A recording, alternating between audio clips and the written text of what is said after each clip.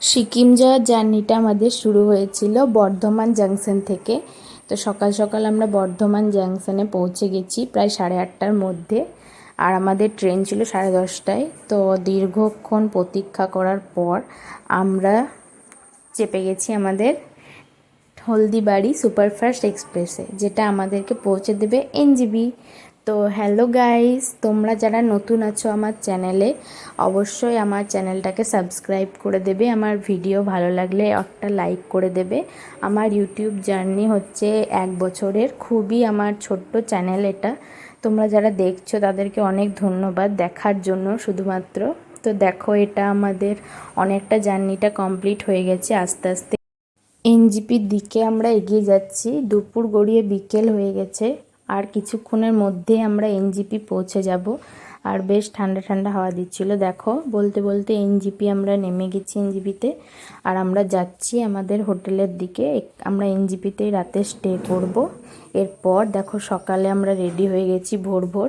আর আমাদের গাড়িও চলে এসছে। আমরা লাগেজগুলো এখন গাড়িতে দিয়ে দিচ্ছি। আমাদের গাইড যারা আছেন তারা সবাই একজন করে আমাদের সাথে ছিলেন, আমাদের স্যাররা কলেজে।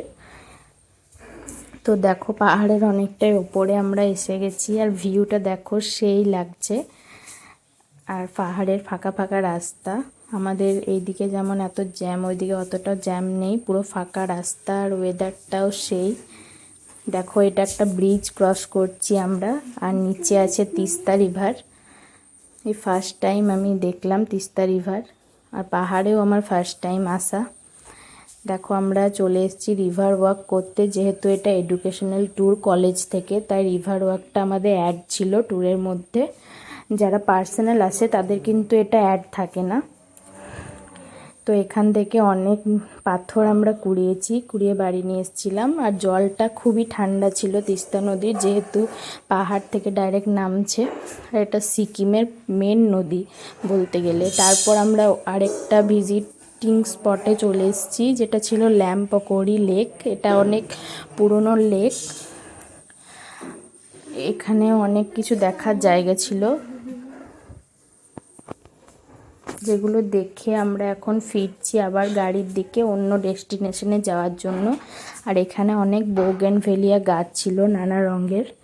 আমাদের গাইডদের সঙ্গে এই জায়গাটার ব্যাপারে জানতে জানতে আমরা চলে যাচ্ছি গাড়ির দিকে।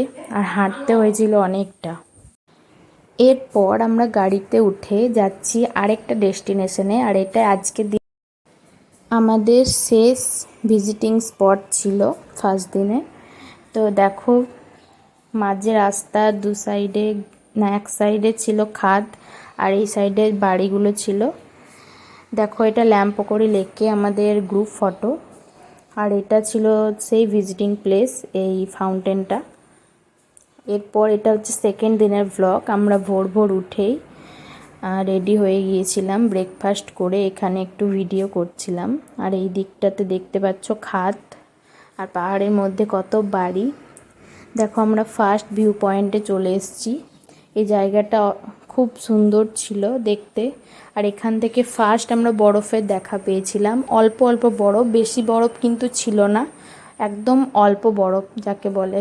তো এই বরফ দেখে তো আমাদের মন ভরবে না, তাই আমরা যাচ্ছি আরও উপরে, একদম ড্রাই বরফের সন্ধানে। দেখো, আমাদের গাড়ির গ্রুপে যারা ছিল তাদের সাথে তোমাদেরকে হাই করিয়ে দিলাম একবার। দেখো, আমরা চলে এসেছি সেই ডেস্টিনেশনে যেটা আমরা ফার্স্ট দিন থেকে খুঁজছি। একদম ড্রাই বরফ। দেখছো, সব জায়গায় শুধু বরফ আর বরফ। আর আমরা যাওয়ার 2 সপ্তাহ আগে এখানে স্নোফল হচ্ছিল, মানে তখন গেলে আমরা আরও বরফ দেখতে পেতাম। তখন অবশ্য আমাদের আরও কষ্ট হতো। এখনই আমাদের অনেক শ্বাসকষ্ট হচ্ছিল, যেহেতু অনেকটা উঁচুতে অক্সিজেনের পরিমাণটা কম। তো এটা আমাদের জন্য ঠিক।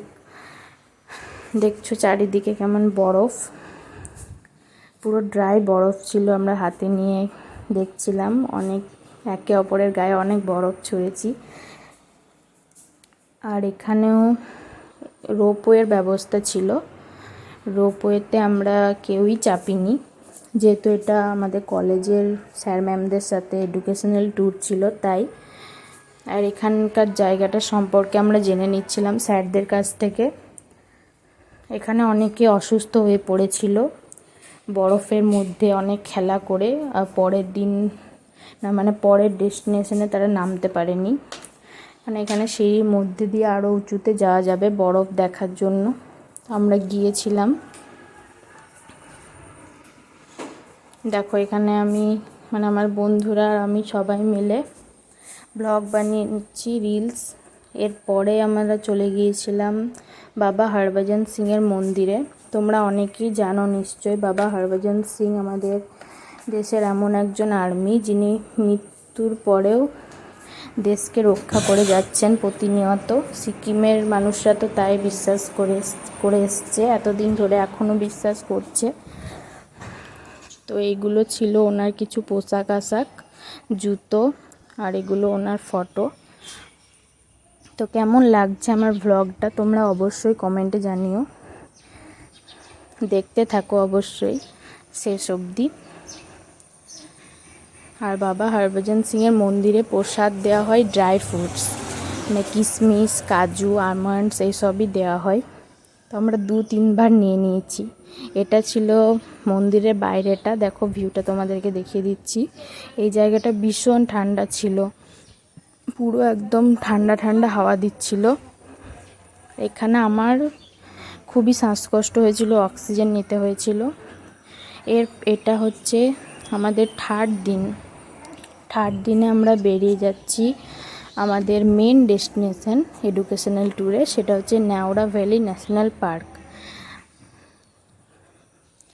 এটাই আমাদের মেন, যেটা নিয়ে আমাদেরকে একটা রিপোর্টও লিখতে হবে, কলেজে সেটা দেখবে।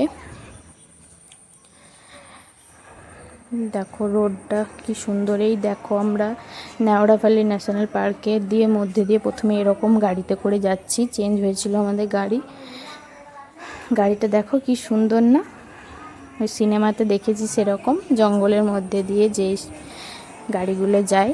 এই রাস্তাটা খুবই খারাপ ছিল, পুরো বমি হওয়ার উপক্রম।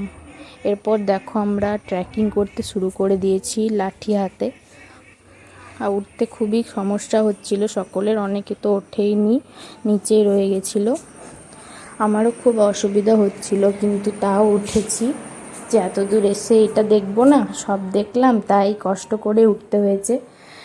দেখো তোমাদেরকে দেখিয়ে দিচ্ছি কেমন ন্যাশনাল ভ্যালিটা দেখতে। আর এখানে বাঁশ গাছ যেহেতু প্রচুর আছে, তাই এখানে রেড পান্ডা আছে, কিন্তু আমরা দেখতে পাইনি। রেড পান্ডা এখানে আছে যেহেতু দিনের বেলা, আর এত লোক মিলে আমরা গিয়েছি, এতজন মিলে, তাই ওরা ভয়ে বেরোয়নি আমাদের। দেখো এখানেও একটু ফটো ভিডিও তুলে নিয়েছিলাম। সব কিছু দেখার পর এটা হচ্ছে আমাদের বাড়ি ফিরবার দিন। আমরা বেরিয়ে পড়েছি হোটেল থেকে। দেখো কি সুন্দর পাইন গাছের বন, এগুলো দেখতে দেখতে আর অনেক স্মৃতি নিয়ে মন খারাপও লাগছিল খুব, আবার বাড়ির দিকেও মন টানছিল। তো মিক্স একটা ইমোশন নিয়ে আমরা যাচ্ছি বাড়ির দিকে, মানে প্রথমে যাচ্ছি এনজিপির দিকে, সেখানে ট্রেন ধরে তারপর বাড়ি। এইখানে আমরা সানরাইজও দেখেছিলাম গাড়ির মধ্যে দিয়েই, খুবই সুন্দর ছিল পাহাড়ের সানরাইজ।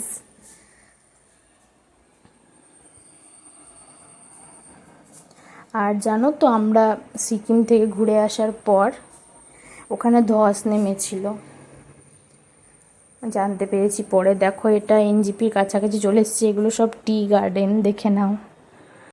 তো শেষ পর্যন্ত ব্লগটা দেখার জন্য ধন্যবাদ। ভালো লাগলে অবশ্যই একটা